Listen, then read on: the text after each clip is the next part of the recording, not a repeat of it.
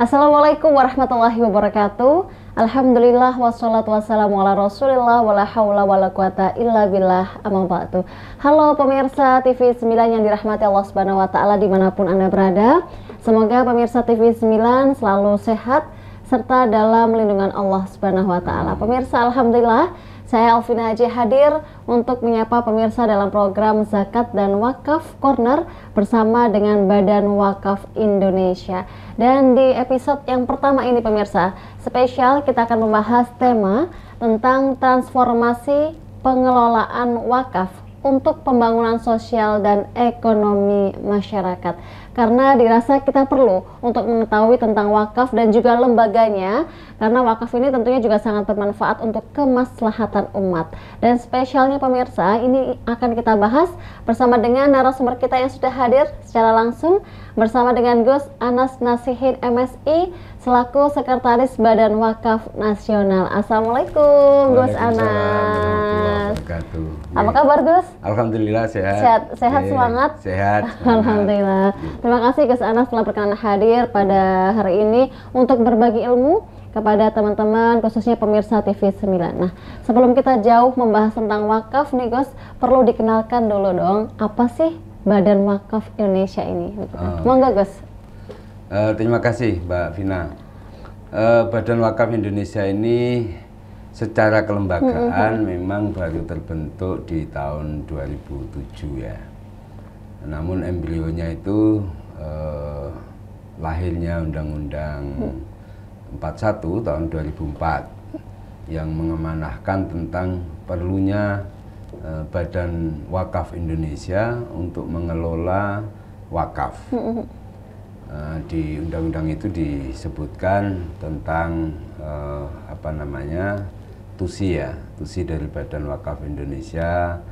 Dia dikasih amanat untuk melakukan pengelolaan dan pengembangan harta benda wakaf berskala nasional internasional gitu.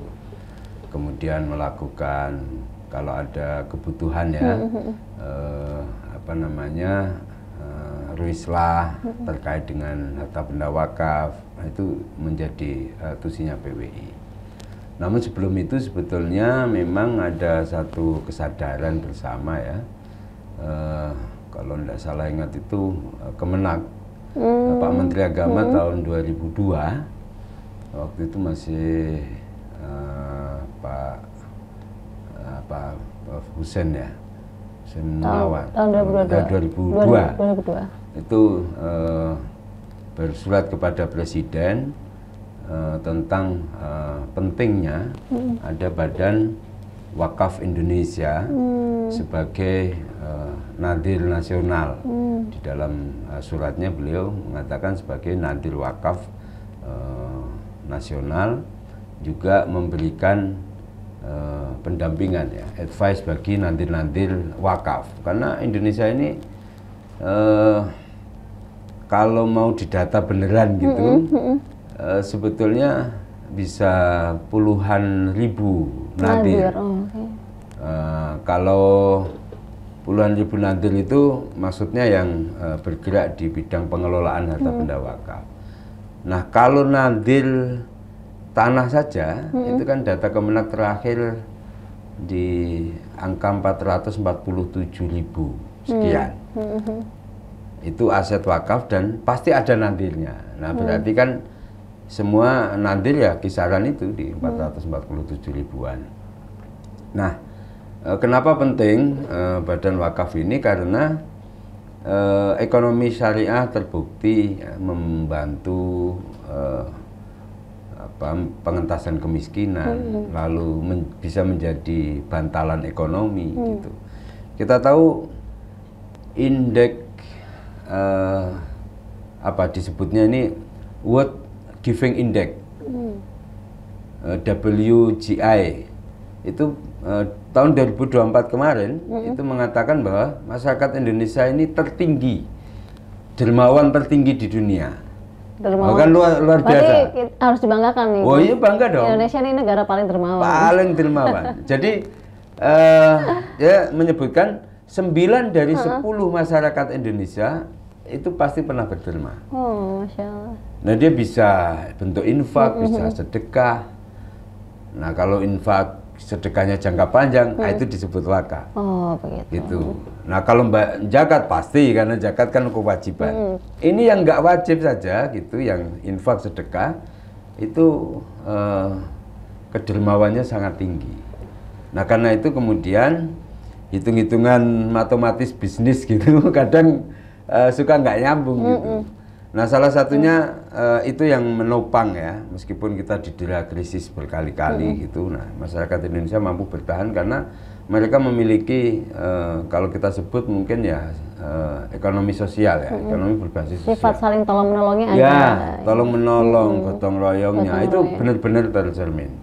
Jadi mungkin nanti teman-teman bisa melihat di global World Giving Index yang kita disebut paling tinggi sedunia, di atasnya Singapura, di atas Kenya, dan di atas yang lain tentu saja karena tertinggi sudah.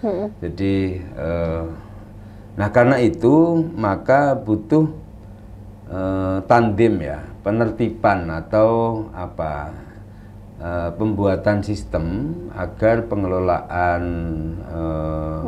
wakaf ini menjadi lebih baik. Nah, karena selama ini kan berjalan alamiah, kita sebut alamiah. Jadi mulai dari yang paling kecil misalnya musola. Nah, kalau di kampung kan biasa tuh ada satu keluarga, lalu mewakafkan sebidang tanahnya untuk bikin musola, yang sebetulnya musola ini untuk keluarga, sebetulnya keluarga, tapi masyarakat umum juga boleh dong musola di situ. Apalagi misalnya kayak Madura itu kan ada tradisi namanya tanian lanjeng. Tanian lanjeng. Tanian lanjeng itu jadi di sebelah baratnya ada musola, lalu kanan kirinya di utara selatannya ini berjejer rumah. Itu keluarga besar. Keluarga besar yang punya ini. Iya, yang punya musola itu. Nah, kan wakaf itu mulai dari musola itu kemudian sampai masjid. Nah, kemudian madrasah tentu ya. Dan apa namanya makom. Makanya disebut biasanya ini wakaf dulu disebut 3M. 3M apa itu, Mas? Masjid, madrasah, makam. Oh iya. Jadi ini yang dikenal masyarakat. Yang dikenal ya? Itu. Nah, maka kemudian hadirnya Undang-Undang 41 ini, kemudian hadirnya Badan Wakaf Indonesia memberikan warna yang kira-kira kita pengen memberikan apa namanya edukasi kepada masyarakat bahwa wakaf tidak hanya 3M loh. Tidak hanya masjid, makam, musola. Nah, karena lalu apa namanya mindsetnya itu jadi wakaf itu menjadi mahal karena ya itu tadi berupa tanah gitu. Padahal hari ini jangankan mau wakaf tanah ya enggak, beli rumah yang 50 meter aja harus nyicil 20 tahun ya sekarang, jadi agak susah gitu kan, kebayang lalu kapan wakafnya gitu. Makanya muncul lembaga ini, kemudian ada tren baru yang kita sebut sebagai wakaf uang. Nah, lalu orang bisa berwakaf sekarang berapapun, 10.000 aja bisa gitu. Jadi Badan Wakaf Indonesia ini bisa dibilang lembaga resmi gitu ya? Lembaga resmi, ini amanat Undang-Undang 41 tahun 2004 itu. Jadi di state di dalam undang-undang ini memang sifatnya independen. Jadi independen tetapi menjadi amanah undang-undang. Lalu bagaimana independennya?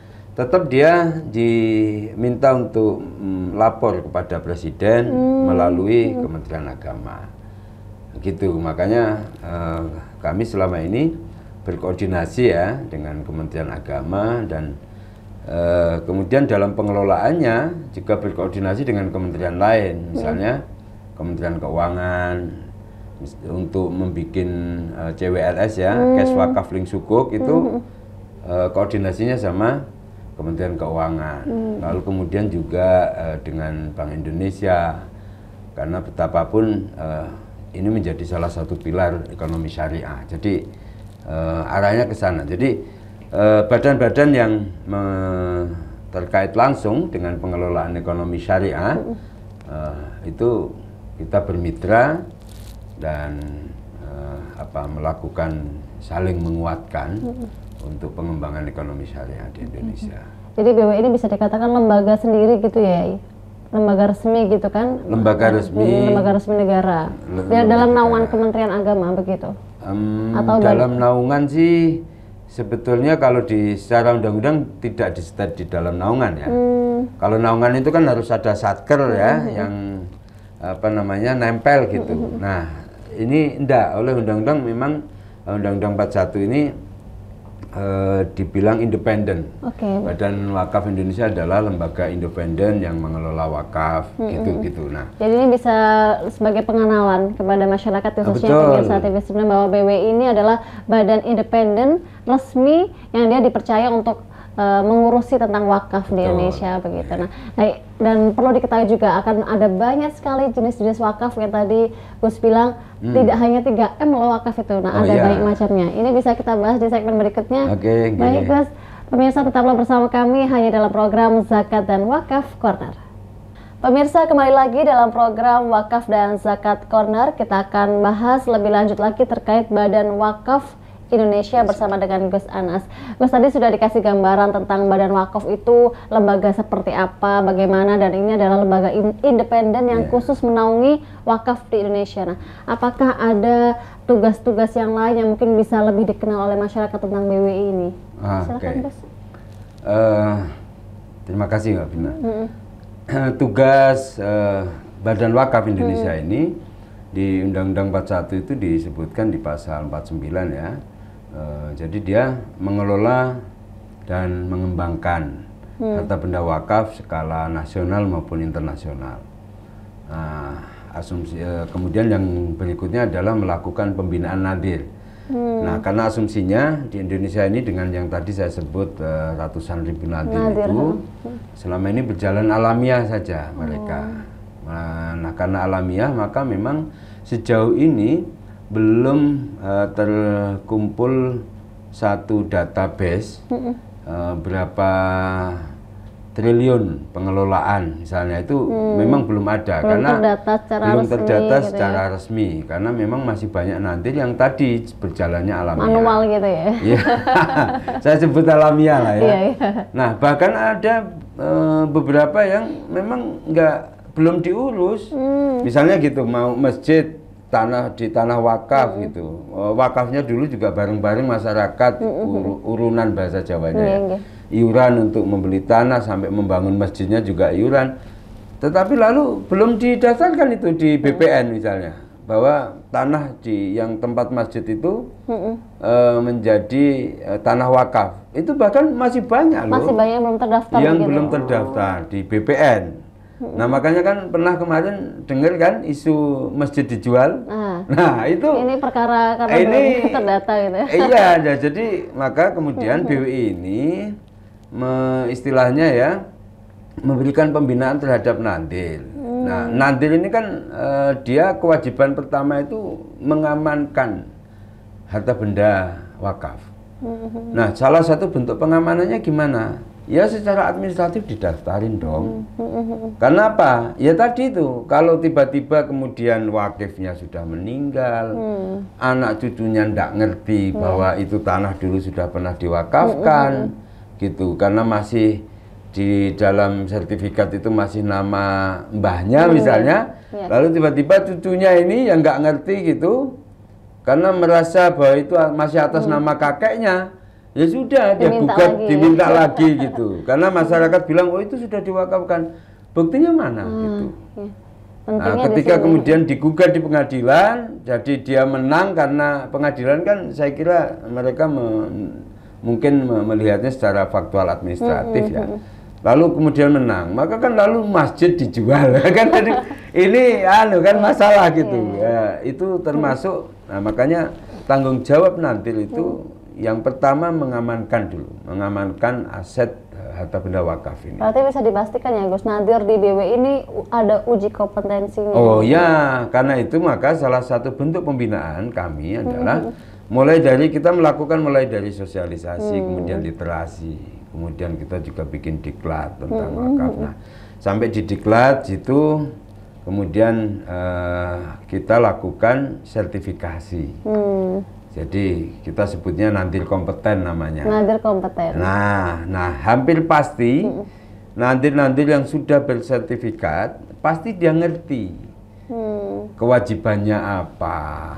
Dia ngerti itu, mulai dari pengamanan, lalu pengelolaan. Pengelolaan itu tidak mudah juga, karena selama ini kan karena merasa sudah diamanati wakif ya sebagai nadir, ya sudah tadi alamiah saja. Padahal sebetulnya kalau nadir yang yang semestinya itu dia mesti punya loh perencanaan. Ya kan, ngelola itu kan harus butuh perencanaan. Ada perkembangannya juga. Nah, karena mengelola dan mengembangkan bahasanya. Mengelola dan mengembangkan. Nah, bagaimana bisa mengeluarkan pengembangan kalau dia nggak punya perencanaan? Ya kira-kira pasrah saja lah sama kan. Lalu jadi begitu, makanya saya bahasakan alamiah. Nah, ini yang penting diketahui oleh para nadir. Sehingga meskipun kecil skalanya, tetapi penting untuk dilakukan pelaporan terhadap masyarakat juga. Karena selama ini kan orang percaya saja kepada nadir. Sudah pokoknya saya bantu musola itu, saya bantu masjid itu, saya bantu madrasah itu, gitu. Nah kalau memang dulu di kampung kan rata-rata wakaf itu untuk ini ya, memang langsung gitu. Misalnya orang bangun masjid, wah saya wakaf pintu gitu. Kan misalnya gitu. Berupa barang. Langsung gitu. Nah, saya wakaf untuk ubin 5 meter misalnya gitu-gitu kan, langsung gitu. Dan bisa langsung diumumkan bahwa telah dibelanjakan begini-begini. Nah, tetapi dalam perkembangannya kan lalu semakin kompleks. Makanya kita minta nadir mengelola secara profesional. Nah, itu berikutnya di samping tadi tugas-tugasnya ya tugas-tugasnya tadi kan sudah saya sebut 2 itu. Nah tugas berikutnya adalah BWI diberikan kewenangan untuk memberhentikan dan mengganti nadir. Oh, memberhentikan dan mengganti nadir. Karena ini karena itu kan kenapa dikasih hak itu, karena banyak faktor pergantian nadir itu. Karena dulu rata-rata nadir itu dikasih ke amanah oleh wakif itu rata-rata nadir perorangan. Nah ketika nadirnya sudah pada meninggal kan wajib diganti juga gitu. Nah ketika wajib diganti itu, nah datangnya kemana? Ke BWI. Gitu, dengan pengantar dari KUA, nanti di BWI kemudian diproses pergantian nadir itu. Ada juga yang pergantiannya tidak mulus-mulus saja, tapi karena ada konflik. Konfliknya biasanya gitu antara nadir sama ahli waris wakif. Ya karena tadi itu ahli warisnya, loh saya enggak ngerti dulu wakaf. Loh saya dulu ini nak dikasih amanah oleh almarhum wakif. Tetapi kan tidak sederhana itu. Jadi di masyarakat kan gitu juga. Maka BWI datang, kita biasanya sih kita lakukan pendampingan ya, kemudian advokasi, kalau masih bisa diselesaikan kekeluargaan lah. Jadi ini amanah gitu. Bisa dibilang BWI ini sebagai jembatan untuk menertibkan ya masyarakat dalam berwakaf begitu. Betul. Jadi dengan hadirnya BWI, insya Allah wakaf di Indonesia ini lebih tertib begitu. Nah, dalam berjalannya waktu, apakah bisa dikatakan nih Gus, dalam kegiatan berwakaf itu apakah memiliki kontribusi dalam mensejahterakan umat atau meningkatkan kesenjangan sosial itu bisa diatasi ataupun kesenjangan ekonomi dengan adanya wakaf ini? Menurut saya pasti. Itu sesuatu yang pasti. Karena begini, contoh kecil saja. Madrasah atau pesantren yang basisnya wakaf, itu wakaf, ada masyarakat kemudian mewakafkan, kemudian dibangunlah pesantren di situ. Ada beberapa contoh pesantren yang mereka dalam pengelolaannya itu memang benar-benar lalu ada kan hasil pengelolaan itu disebut mauquf alaih ya, yang bisa didistribusikan. Ada beberapa pesantren, misalnya saya sebut contoh ya. Contoh misalnya ada pesantren misalnya Mataliul Falah yang di kajian padi dulu pimpinan almarhum Mbah Sahal itu memberikan hak kepada masyarakat sekitar yang sekolah di situ pasti digratiskan. Dari mana? Sebetulnya bayar, tetapi bayarnya adalah diambilkan dari hasil pengelolaan wakaf. Oh, dari penghasilan wakaf. Iya, kemudian dibuat untuk membayarkan sekolah bagi siswa-siswa dari masyarakat sekitar. Ada banyak lah di Jawa Timur, apalagi banyak pesantren yang memberikan pengelolaan dampak itu. Nah, ini kalau dihitung berapa secara ekonomi? Padahal anak sekolah sekarang kan katakanlah sampai lulus berapa juta gitu. Tapi ya itulah bagian dari. Nah, itu dalam hal pendidikan ya. Apalagi sekarang semakin banyak lembaga pendidikan atau pesantren yang mengelola ekonomi juga. Ada pesantren yang mulai dia memiliki mat, misalnya ya, dia memiliki restoran, memiliki banyak usaha yang itu melibatkan masyarakat sekitar. Nah, lalu pengelolaannya kemudian ya tadi hasilnya dikembalikan untuk pengembangan pesantren, gitu. Nah, itu memang mesti kita akui baru bagian kecil dari mereka yang secara tertib membuat laporan ke BWI. Masya Allah, berarti begitu bermanfaatnya ketika wakaf ini dijalankan. Iya, jadi kita ngitung. Kita ngitung potensi wakaf uang Indonesia ini mencapai 182 triliun potensi. Potensi. Nah, dengan berbasis tadi World Giving Index yang mengatakan bahwa masyarakat Indonesia ini dermawan. Ini harusnya potensi 182 triliun ini tercapai dong gitu. Tetapi kenapa sekarang belum tercapai? Kalau secara pribadi saya lihat belum tercapai itu karena by big datanya belum ngumpul.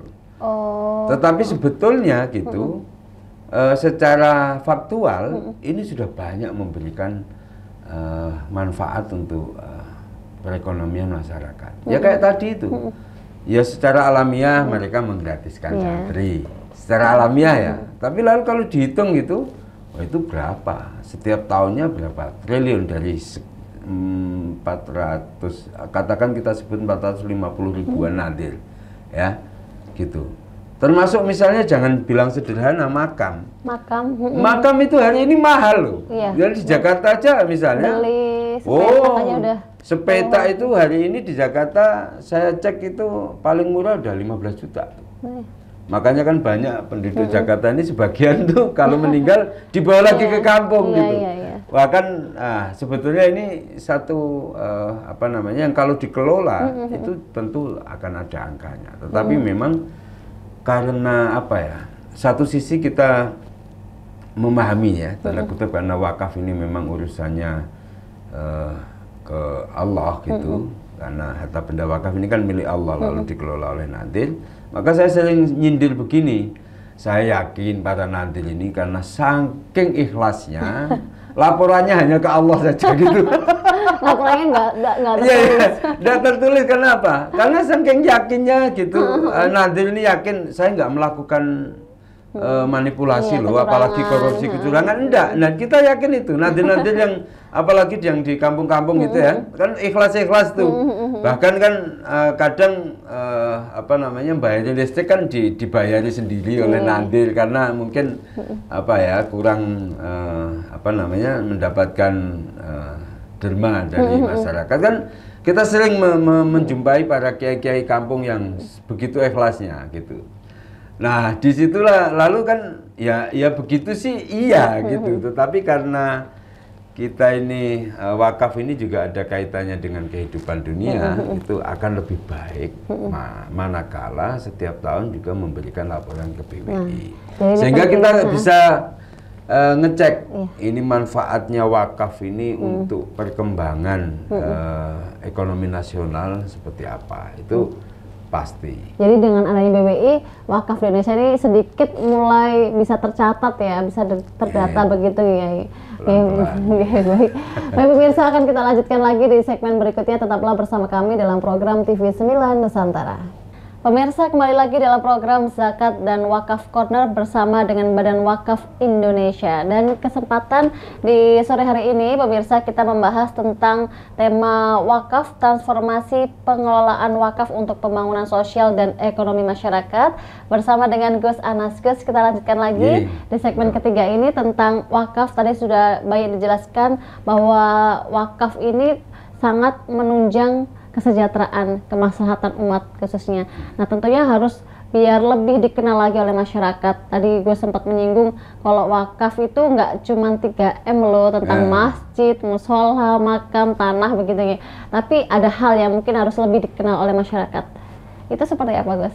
Nah, jadi begini, jadi turunan amanah dari undang-undang ini memberikan klasifikasi baru namanya wakaf uang. Wakaf uang. Ya, jadi ada wakaf harta benda yang tidak bergerak seperti tanah tadi itu, tanah itu. Tapi lalu kemudian ada harta benda wakaf bergerak.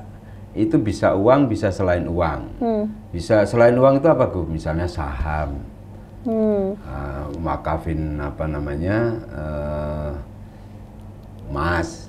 Lalu ya, kan itu harta benda yang bergerak tapi selain uang, itu juga ada. Nah, dalam mengelola harta benda wakaf berupa uang ini, alhamdulillah kinerja BWI sampai dengan akhir tahun 2024 kemarin, kita ngelola wakaf uang dan wakaf melalui uang ini sudah di angka 3 triliunan. Sekitar 3 ya, sekitar 3 triliun. Dan itu juga di samping ada lembaga kenantiran BWI, juga banyak nantir yang sudah mulai, ya tadi itu, sudah mulai mau melaporkan, gitu-gitu.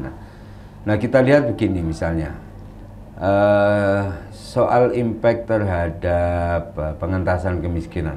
Kan kita yakin bahwa kata kunci pengentasan kemiskinan ini, kata kunci pentingnya kan pendidikan.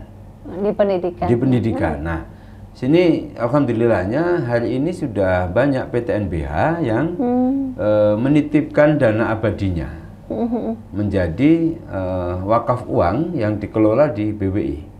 Lalu kita terbitkan CWLS, Cash Wakaf Link Sukuk tadi itu. Jadi bersama Kementerian Keuangan kita menerbitkan sukuk, gitu.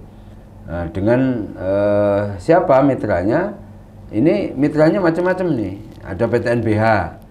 Lalu suatu kali ada yang sukuk, misalnya SBN 05 itu kita terbitkan bersama-sama. Ya ada PTNBH, ada perbankan, ada wakif-wakif yang lain, cuma kita kumpulin gitu. Nah, lalu sampai mencapai angka berapa gitu, misalnya mencapai angka 50 miliar, nah sudah ya SBN 05 50 miliar nilainya dengan beban. Ada beberapa PTNBH yang bahkan dia sendirian gitu, satu seri sukuk ini sendiri, dia borong 300 miliar gitu, ya udah diborong gitu. Nah, kenapa para PTNBH ini menaruh ya istilahnya pengelolaan wakaf dana abadi pendidikannya kepada itu di BWI, karena CWLS ini relatif returnnya paling tinggi gitu. Boleh dibilang gitu ya. Returnnya paling tinggi. Dia aman karena dia dibelikan sukuk negara. Negara kan tidak mungkin lari kemana-mana, gitu ya. Mana kalau negara masa mau lari gitu. Itu dari sisi keamanan aman. Sudah terpasti. Sudah pasti aman. Lalu kemudian lagi ini yang tidak dimiliki oleh lembaga lain. Kalau sukuknya ini lewat BWI, ini bebas pajak. Bebas pajak. Bebas pajak. Karena apa? Karena ya tadi beban pajaknya dibuat operasional nanti. Nah, karena itu di dalam undang-undang memang dikasih hak nanti ini sebesar 10% dari hasil ya, dari hasil pengelolaan. Nah, ini kemudian beberapa PTNBH berbondong-bondong untuk menitipkan di BWI. di BWI.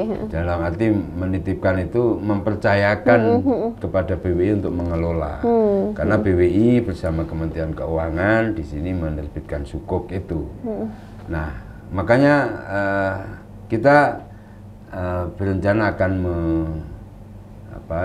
mengembangkan ini tidak hanya di PT NBH, tetapi juga di PT KIN. Kita dorong juga dong. Ini lembaga pendidikan. Kenapa? Sudah banyak contoh lah universitas terkemuka seperti Harvard. Kan mereka punya endowment fund ya, dana abadi pendidikan. Nah, karena dana abadi, wah itu lalu kemudian biaya penelitian bisa dari situ, jadi pengembangan kampusnya jadi luar biasa. Tercatat sampai dengan akhir tahun kemarin itu sudah lebih dari 3.000 beasiswa ya. 3.000 beasiswa? Ya, yang dari hasil pengelolaan CWLS ini. Nah, ini kan luar biasa. Nah, kita ngitung kemarin itu angka anak-anak yang lulus SMA yang tidak melanjutkan kuliah itu angkanya mencapai hampir 6 juta. Tinggi ya? Tinggi dong, 5,9. Sudah anggaplah 6 juta. Nah, ini kan jauh. Kalau dianggap hari ini kita baru bisa memberikan kepada 3.000 dari angka 6 juta. Kan jauh banget dong. Gitu. Nah, kita yakin memang tadi berbasis kayak pesantren-pesantren yang memberikan beasiswa gratis tapi tidak terdokumenkan. Saya yakin ini jalan tetap. Tidak apa-apa, bagus ini jalan, tetapi akan lebih baik jika dilaporkan sebagai apa? Sebagai pengalaman baik. Ini loh, kami sudah memberikan sumbangsih kepada masyarakat dari hasil pengelolaan wakaf. Kita kasih kembali ke masyarakat dalam bentuk beasiswa, dalam bentuk pendidikan gratis, dalam bentuk tentu tidak hanya itu ya, santunan anak yatim, macam-macam lah. Nah, ini maksud saya kita minta para nantil itu melaporkan itu agar memberikan contoh kebaikan. Kan perintahnya jelas, wa amma binikmati rabbika fahadits. Disampaikan sebagai tahadus binikmah. Kami sebagai nantil alhamdulillah dipercaya oleh para wakif mengelola harta benda wakaf dan hasilnya kami salurkan ke pendidikan, ke pengembangan ini. Gitu. Makanya kita minta para nantil itu memberikan laporan. Kemudian yang kedua, kami juga membuat program-program yang sifatnya produktif, wakaf produktif. Bagaimana tuh, Gus? Nah, wakaf tapi wakafnya bisa produktif. Produktif begitu dong. Kita bekerja sama dengan Nadil. Untuk ini salah satunya ya, kita bikin percontohan rumah sakit mata di. Rumah sakit mata. Ya, rumah sakit mata. Ada rumah sakit mata Ahmad Waldi di Serang, Banten. Oh iya iya. Iya, ini lumayan setiap tahun hasilnya lumayan. Itu juga program dari Badan Wakaf Indonesia. Iya. Jadi ini kita mohon doanya dan mohon supportnya juga ya. Tahun ini akan kita kembangkan tidak hanya di sana, tetapi juga di daerah-daerah lain agar ini produktif dan manfaatnya apa? Manfaatnya nanti ada. Kan kita sudah bikin misalnya manfaatnya operasi katarak gratis untuk masyarakat sekitar. Nah ini kan, kalau bayar berapa Mbak? Jutaan, puluhan juta. Ya rata-rata kalau katarak sekarang itu paling murah. Kalau nggak salah 15 jutaan deh. Kan mahal kan, kasihan gitu. Jadi kita berikan masyarakat sekitar sebagai bentuk hasil tadi ya, hasil pengelolaan itu tadi sumbangsih kita dalam hal kesehatan masyarakat. Karena ini bentuknya rumah sakit gitu. Nah, kita juga mengembangkan yang skalanya kecil-kecil. Oke. Program tapi wakaf produktif. Wakaf produktif. Okay. Ya, misalnya begini. Ini kan banyak lahan wakaf yang belum terkelola juga nih gitu. Lalu kita panggil investor. Tapi investornya tidak kita sebut investor. Kita sebut sebagai wakif. wakaf uang yang temporer. Nah, jadi wakaf uang ini ada dua. Ada yang temporer, ada yang permanen. Nah, ada yang temporer dan ada yang permanen. permanen. Jawabannya bisa kita lanjut di segmen berikutnya Oke, gitu ya guys. ya. Baik pemirsa, tetaplah bersama kami dalam program Zakat dan Wakaf Corner. Terima kasih pemirsa, Anda masih setia menyaksikan program Zakat dan Wakaf Corner bersama dengan Gus Anas. Gus, kita lanjutkan lagi kajian kita di sore hari ini. Tadi sudah banyak dijelaskan salah satu program dari Badan Wakaf Indonesia untuk khususnya yang bisa menunjang bidang pendidikan, kesehatan juga ada. Nah, tadi juga bisa diungkit sama Gus Anas bahwa di wakaf itu ada wakaf permanen, ada wakaf temporer. Nah, ya. itu mungkin bisa dilanjutkan kembali, Gus. Bagaimana penjelasannya? Nah, jadi ini saya tidak bicara soal konteks dalil ya, karena itu sudah selesai. Saya kira ketika di NU sudah ada Basul Masail, kemudian di MUI dasarnya soal wakaf temporer. Sebetulnya kan kalau konsep awal wakaf kan memang permanen ya, muabad istilahnya, abadi itu hukum wakaf. Tetapi bagaimana dengan orang yang mau berwakaf manfaatnya? Misalnya begini, ini ada si A nih, daripada uangnya pada tengkar di bawah bantal misalnya begitu ya, daripada uangnya tengkar di lemari gitu, titipkan saja. Nah, tapi kalau diberikan muabad belum mampu karena mungkin punya rencana, saya pengen bangun rumah 3 tahun lagi misalnya gitu ya. Nah, daripada itu maka diwakafkan saja yang temporer. Oh, diwakafkan, akadnya wakaf temporer. Temporer. Nah, titik temporer kita ngaturnya minimal 1 juta untuk kurun waktu 1 tahun. Nah, gitu.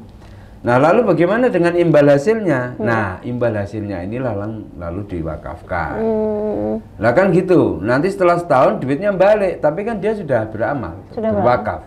Kelebihannya begitu berarti? Iya, kelebihannya di situ. Jadi daripada duitnya tarung di lemari ya kan. Tapi sekarang sih nggak di lemari sih kali gitu, di rekening ya. Tapi itu maksudnya. Jadi dikasih yang temporer. Boleh gitu. Nah, nanti misalnya begini. Anda bisa kita mulai kembangkan banget ini program-program yang seperti ini. Misalnya begini.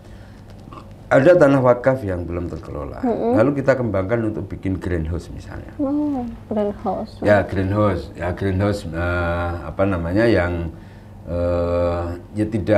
dia sudah bisa produktif, meskipun dengan teknologi yang masih sederhana misalnya. Katakan satu greenhouse 100 juta biasanya misalnya. Nah, untuk terkumpul duit 100 juta ini, kan perlu wakaf yang temporer tadi itu. Katakanlah nilainya 2 miliar misalnya. Nah, kenapa dari uang 2 miliar itu lalu imbal hasilnya setelah dihitung-hitung kan setahun ngumpul 100 juta misalnya. Nah, lalu kita minta para wakif atau donatur ini yang punya uang nganggur gitu. yang nganggur. Ya, tuh. Nah, diwakafkan dulu dong gitu. Nanti setelah 2 tahun misalnya kita kembalikan. Pokoknya kita kembalikan. Untuk dunia dan untuk akhirat. Nah, kan akhirnya jadi begitu. Dua-duanya dapat gitu. Jadi duniawinya dapat, akhiratnya dapat gitu. Jadi lalu hasilnya tadi itu untuk kita membiayai proyek wakaf produktif. Nah, ini alhamdulillah hari ini ada nih. Ada wakaf produktif kita di Klaten, Jawa Tengah. Penanaman pisang Cavendish ya. Oh, pisang Cavendish. Ya, hari ini udah panen nih. Mestinya saya ke sana tapi karena ketemu Mbaknya. Nah, ini dia jadi modelnya begini. Modelnya adalah kerjasama nih antara Nadir yang punya tanah wakaf, ngelola tanah wakaf, kemudian kerjasama dengan BWI, nanti BWI mengundang para wakif temporer tadi untuk menginvestasikan dananya di situ. Nah, ini kerjasama, dijual kemana? Nah, ini alhamdulillah udah punya pemasaran pemasaran ya, apa istilahnya itu? Bukan take over Pembeli. produsen off taker. Dia udah punya off taker rumah sakit. Rumah sakit kan butuh asupan. Jadi kerjasama gitu ya? Kerjasama. Jadi hasil penanaman ini langsung ditaruh rumah sakit. Dikirim ke rumah sakit. Nah, jadi model-model begini akan kita kembangkan. Tidak hanya tidak hanya greenhouse, tidak hanya pertanian, tapi juga nanti akan di peternakan gitu. Jadi di bidang kesehatan kita sudah ada di bidang ini. Nah, teman-teman juga misalnya ada yang membuat mat berbasis masjid. Nah, kadang kan ada masjid yang lahannya masih ada tuh di depan, daripada nganggur dibuat bikin kios, dibuat minimarket gitu. Ya, itu nanti lalu ada yang ngelola di situ. Nah, imbal hasilnya kembali untuk ngerawat masjidnya, untuk pengembangan pengelolaannya. Saya kira ini akan kita kembangkan terus. Tidak hanya ini, kita juga peduli lah ya, namanya kita punya kepeduli pada tetangga sebelah yang sedang kekhususan. Misalnya kita puasa ini bikin program membangun kembali Palestina misalnya. Masya Allah. Jadi kita tahulah, kita mungkin di sini enak ya, bisa berpuasa beribadah dengan khidmat ya. Tapi kan kita tahu bahwa nasib kita saudara muslim di sana jauh lebih survive. Ya, artinya setelah perang berkepanjangan ya, tentu membutuhkan membangun kembali. Nah, salah satunya kita ingin membangun beberapa tempat ibadah, masjid di sana yang sempat runtuh karena perang. Nah, itu juga ada. Silahkan, nanti kita punya aplikasi dan berbasis website namanya Satu Wakaf. Satu Wakaf. Bisa nanti langsung dibuka di Satu Wakaf. Cari saja di Google. Banyak program-programnya juga tertera di situ. Nah, ini yang penting ya, Gus. Jadi akhirnya semakin menggairahkan masyarakat tahu bahwa wakaf ini nggak cuma soal 3M, tapi di situ kemanfaatannya banyak. Apalagi BWI merupakan lembaga resmi terpercaya. Nah, kalau membicarakan soal BWI nih, Gus, bagaimana BWI ini bisa mendapatkan kepercayaan masyarakat terkait transparansi tentang pengelolaan wakaf ini bagaimana? Nah, tadi saya sebut bahwa Nandil kompeten itu seharusnya dia juga memiliki kompetensi dalam pengelolaan keuangan juga. Nah, salah satu, jadi kita punya beberapa skema istilahnya sertifikasi itu ada skema-skemanya. Nah, dalam hal pengelolaan keuangan ini ada istilahnya akuntansi keuangan wakaf.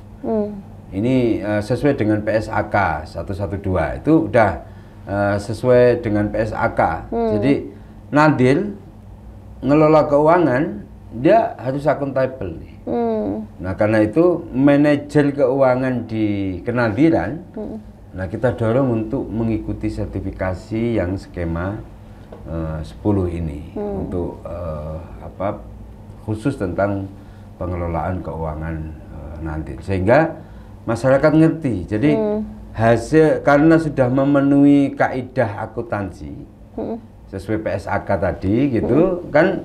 Ini tentu saja secara administratif dan secara pengelolaannya udah sesuai dong dengan PSAK. Itu pun nanti kan masih juga diaudit oleh audit independen, sehingga ini menjamin gitu keterbukaan pengelolaan. Jadi benar-benar profesional, terbuka, dan nanti kita kita umumkan di website BWI. Ada, silakan nanti dibuka. Ya? Ada bwi.go.id. Nah, itu nanti di situ ada ada laporan hasil pengelolaan, kemudian ada informasi-informasi terkait wakaf, bisa teman-teman diakses di websitenya BWI. Jadi, berarti soal transparansi wakaf di Badan Wakaf Indonesia ini nggak perlu diragukan ya? Masih terjamin dan terpercaya begitu. Pemirsa, tetaplah bersama kami dalam program Zakat dan Wakaf Corner TV 9 Nusantara. Pemirsa, kembali lagi dalam program Zakat dan Wakaf Corner bersama dengan Badan Wakaf Indonesia. Dan di sore hari ini kita bahas tema tentang transformasi pengelolaan wakaf untuk pembangunan sosial dan ekonomi masyarakat. Banyak hal tadi yang disampaikan oleh Gus Anas terkait wakaf. Kita sudah mendapatkan sedikit gambaran bahwa ketika ada Badan Wakaf Indonesia ini menjadikan wakaf di Indonesia ini semakin tertib dan terarah begitu. Nah, namun apakah dalam proses penggunaan dana wakaf ini dalam BWI, apakah ada antisipasi penyalahgunaan dana wakaf? Bagaimana itu, Gus? Sebetulnya begini, kan tadi ya kita sudah mendorong para nadir untuk mengikuti sertifikasi nadir. Sertifikasi. Dalam hal pengelolaan keuangan bahkan agar sesuai PSAK. Itu salah satu antisipasi. Antisipasi lainnya adalah kita memberikan pendampingan. Nah, karena itu nadir-nadir yang mendaftar di BWI gitu akan terus kita dampingi pengelolaannya. Nah, karena itu ini kan, tapi kan masih banyak nadir yang belum terdaftar. Nah, ya itu makanya kita kita dorong agar para nadir ini mendaftarkan diri di BWI. Nah, karena memang aturan kita masih memperbolehkan para nadir, utamanya nadir yang harta benda wakaf yang tidak bergerak, itu memang cukup didaftarkan di KUA sebagai nadir ya. Bersamaan dengan munculnya AIW ya, Akta Ikrar Wakaf, itu memang di situ langsung ada. Nah, tetapi kemudian mereka tidak kadang tadi itu berjalan alamiah dan kemudian tidak termonitor tanda kutip ya oleh BWI, sehingga belum bisa dilakukan pendampingan, pembinaan karena mereka belum mendaftar ke BWI. Nah, hari ini kita sudah meminta BWI perwakilan. Kita juga koordinasi terus dengan Kementerian Agama, utamanya di Direktorat Jawa ya, Zakat Wakaf, agar nanti bersama-sama dengan KUA-KUA di daerah ini semakin intensif lah, koordinasinya semakin intensif, sehingga ketika ada nanti daftar di KUA segera diberitahukan kepada BWI daerah sehingga bisa dilakukan itu. Memang secara kelembagaan ini juga lah yang didorong oleh banyak pihak agar ada penguatan kelembagaan BWI ya, karena BWI terus terang hari ini memang ada yang mendorong agar kita menjadi istilahnya LNS ya, lembaga negara non struktural gitu, agar operasionalnya lebih terjaga, lebih memadai untuk kemudian memberikan pembinaan-pembinaan terhadap para nadir itu gitu, sehingga kasus-kasus yang sudah terjadi itu bisa semakin diminimalisir lah gitu. Nah, sementara ini kan memang secara umum kita masih prihatin ya dengan teman-teman BWI di daerah utamanya, karena bahkan saking orang belum kenal BWI di daerah ini masih dianggap kayak LSM gitu. Ada kan dianggap sebagai kayak LSM atau kayak ormas yang lalu pemerintah daerah itu mau ngasih operasional aja harus nunggu 2 tahun sekali gitu. Padahal enggak, kita sudah koordinasi dengan Kementerian Dalam Negeri bahwa karena ini BWI ini dibentuk atas amanat undang-undang gitu, sebetulnya sah untuk menerima bantuan operasional dari pemerintah daerah, utamanya BWI di daerah ya, setiap tahun gitu, itu boleh. Nah, dianggarkan agar dalam hal melakukan sosialisasi pembinaan ini bisa lebih efektif lah ya, bisa lebih berkembang lagi gitu. Baik Gus, yang terakhir nih mungkin bisa disampaikan kepada pemirsa TV9 dan juga masyarakat lainnya agar lebih bisa mengenal Badan Wakaf Indonesia. Nah, alhamdulillahnya hari ini teman-teman BWI daerah itu sudah banyak yang mereka kita berikan SK sebagai nadir. Oh, ada SK-nya? Iya, ada. Ada SK nadir itu ada. Jadi kalau ada yang bertanya selama ini, Pak, emang BWI boleh jadi nadir? Boleh.